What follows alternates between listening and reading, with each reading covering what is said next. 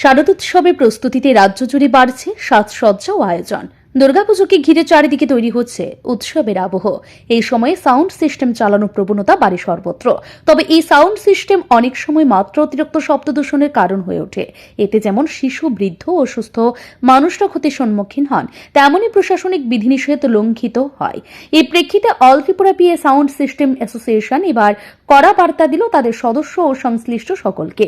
শুক্রবার আগরতলা প্রেস ক্লাবে আয়োজিত এক সাংবাদিক সম্মেলনে সংগঠনের নেতৃত্ব স্পষ্ট জানিয়ে দেন, সরকারি নিয়ম না মেনে সাউন্ড সিস্টেম চালালে সংগঠন তার দায় নেবে না, বরং প্রশাসন যদি নিয়ম ভঙ্গকারীদের বিরুদ্ধে ব্যবস্থা নেয় তাহলে তাতে সংগঠনে কোনো আপত্তি থাকবে না।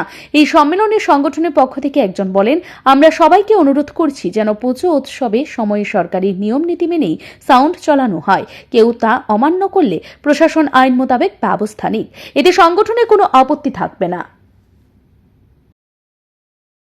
নিয়ে বার কয়েকে আমরা পুলিশ থেকে শুরু করে এসপি এবং এসডিপিও প্লাস আমরা পলিউশন কন্ট্রোল বোর্ডের চেয়ারম্যান, আমরা তাদের সঙ্গে যোগাযোগ করছি বারবার। আর যারা এরকম করতেছে কয়েকটা শ্রেণীর লোক, তারা আমাদের সঙ্গে জড়িত নাই, তারা এক্সট্রা করে কোথাও অ্যাসোসিয়েশনের বাইরের থেকে তারা আসে, যার ফলে আমরা তাদের এটার মধ্যে আমরা সহযোগিতা করি না। আমাদের মধ্যে যারা থাকে আমরা সবাই অ্যালার্ট করে দিয়ে দিছি যে আমরা সাউন্ড সিস্টেম গভর্নমেন্টের রুলস অনুযায়ী আমরা চালাবো।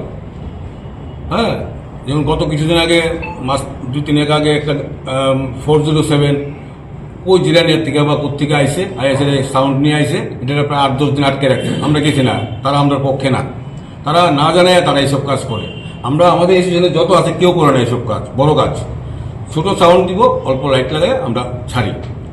তাদেরকে আমরা বারবার জানানো সত্ত্বেও দেখা যায় মাঝে মধ্যে কয়েকটা পার্টি, বাইরের পার্টি, তারা এরকম বড় বড় সাউন্ড দিয়ে কাজটা করে এবং আমাদের দুর্নাম হইতেছে।